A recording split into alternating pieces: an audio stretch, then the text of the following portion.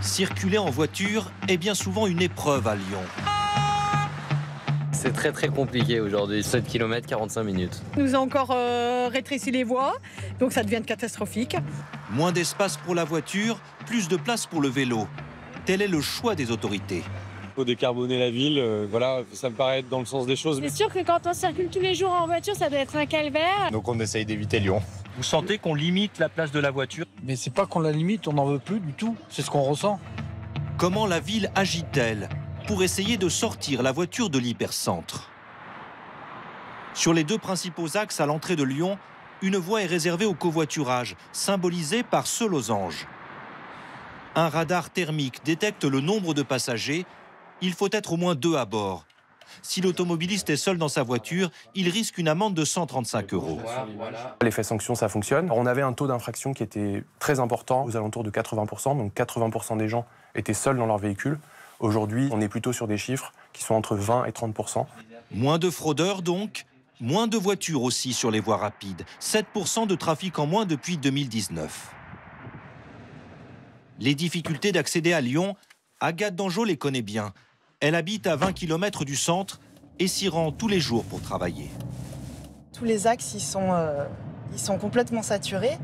Là, j'arrive par le sud de Lyon, donc il y a beaucoup de monde. Là, je peux mettre plus d'1 heure pour faire, on va dire, une vingtaine de kilomètres. Alors, pour limiter ses trajets, elle se gare dans un parking relais en périphérie. Point de départ des métros et des bus pour rejoindre le centre, très fréquenté le matin. Là, c'est complet. Je pense que là, le dernier aussi. Là, il y a quelques places. Laisse garer. Hop. Le parking, il est réservé exclusivement aux utilisateurs du métro. Pour stationner ici, il faut justifier d'un titre de transport validé. Ticket journée au prix de 2,10 € ou abonnement mensuel. Direction le centre-ville. La voiture a perdu beaucoup d'espace. Des voies réduites pour faire plus de place aux bus et aux vélos, comme ces larges pistes cyclables sécurisées. C'est le cas sur le pont Lafayette qui enjambe le Rhône. Les résultats sont frappants. 11 702 voitures l'empruntaient chaque jour en 2023. Un an plus tard, on en dénombrait 6 210.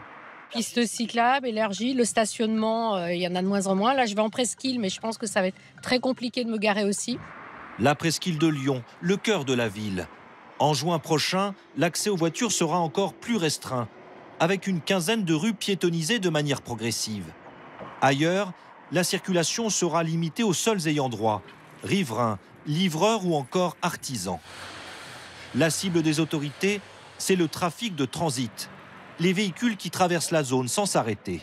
Ce trafic n'est pas utile, donc nous faisons le nécessaire pour qu'il ne vienne plus dans la zone à trafic limité. C'est l'objectif, comme dans toutes les grandes villes européennes, donner la place aux piétons. Ces mesures pour limiter la voiture suscitent aussi beaucoup de colère chez certains. Lyon est déjà classé en zone à faible émission. Jean-Marc Chotard le déplore. Ce retraité ne peut plus rouler à Lyon comme il l'entend. Sa voiture, trop ancienne, n'a pas de vie ni de critères. Je trouve que c'est une aberration. Quand je vais faire mes courses, je suis bien obligé de prendre la voiture. Vous n'avez pas les moyens d'acheter une nouvelle voiture? Non, et puis je suis pas envie. Et entre les voies de circulation qui sont réduites, les endroits qu'on ne peut plus aller, la ZFE, oui, ça commence à faire beaucoup. Incompréhension et inquiétude aussi chez les commerçants de l'hypercentre, comme Mathieu Bruel.